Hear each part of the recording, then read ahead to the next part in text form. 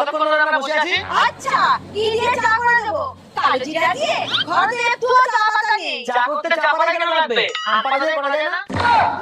বৌমা, তুমি ওর সাথে কথা না বলে তাড়াতাড়ি যাও তো।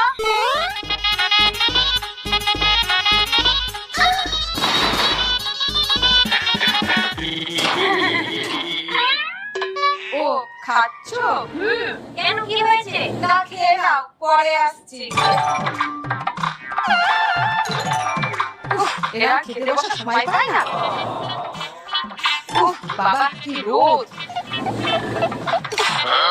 যাই, অনেকক্ষণ তো হলো, এতক্ষণে নিশ্চয়ই খাওয়া হয়ে গেছে।